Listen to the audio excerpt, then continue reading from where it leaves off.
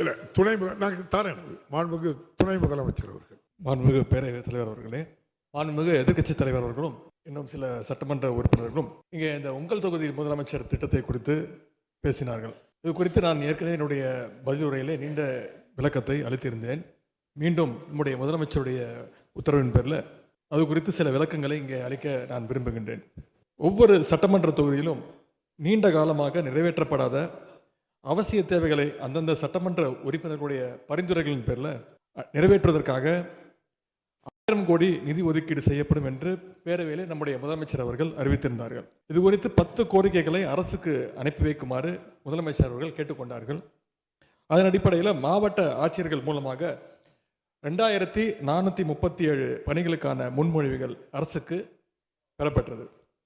அதனை அடுத்து அவை துறை வாரியாக உரிய நடவடிக்கைக்காக அனுப்பப்பட்டு பரிசீலிக்கப்பட்டன.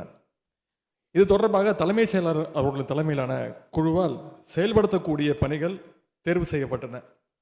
அதன் அடிப்படையில் 2023-24 நிதியாண்டில் 784 பணிகள் கிட்டத்தட்ட 11,000 கோடி ரூபாய் மதிப்பீட்டில் எடுத்துக்கொள்ளப்பட்டு அவற்றில் இதுவரை 367 பணிகள் நிறைவேற்றப்பட்டுள்ள நிலையில் மீதமுள்ள பணிகள் நடைபெற்று வருகின்றன. 2024-25 நிதியாண்டில் 469 பணிகள் 3,503 கோடி ரூபாய் மதிப்பீட்டில் இந்த திட்டத்தின் கீழ் எடுத்துக்கொள்ளப்பட்டு அவற்றில் இதுவரை 65 பணிகள் முடிவுற்ற நிலையில் மீதமுள்ள பணிகள் நடைபெற்று வருகின்றன.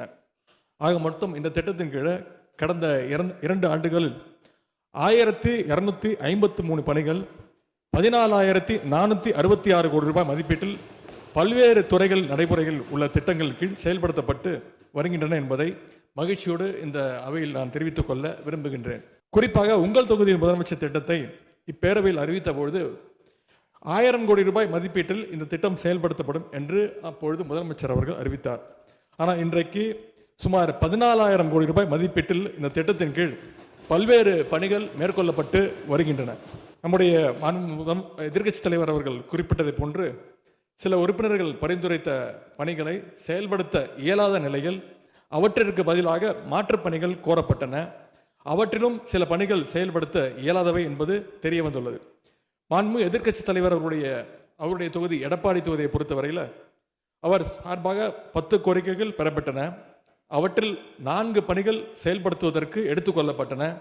அதில் 3 பணிகள் நிறைவேற்றப்பட்டு ஒரு பணி தற்பொழுது நடைபெற்று வருகிறது என்பதையும் இங்கு தெரிவித்துக் கொள்ள விரும்புகின்றேன். அவர் கொடுத்துள்ள மீதமுள்ள 6 பணிகளை பொறுத்தவரையில் ஒரு பணி துறையின் பரிசீலனையில் தற்பொழுது உள்ளது. இதர 5 பணிகள் சாத்தியமில்லை என்று கண்டறியப்பட்டு அவற்றிற்கு பதிலாக மாற்றுப் பணிகளை குறிப்பிட்டு வழங்குமாறு மாவட்ட ஆட்சித்தலைவர் அவர்கள் மூலமாக கேட்கப்பட்டுள்ளது. இந்த மாற்றுப் பணிகளை பரிசீலனை செய்து நிறைவேற்றுவதற்கான உரிய நடவடிக்கைகளை விரைந்து மேற்கொள்ளப்படும் என்பதை இங்கே தெரிவித்துக் கொள்கின்றேன்.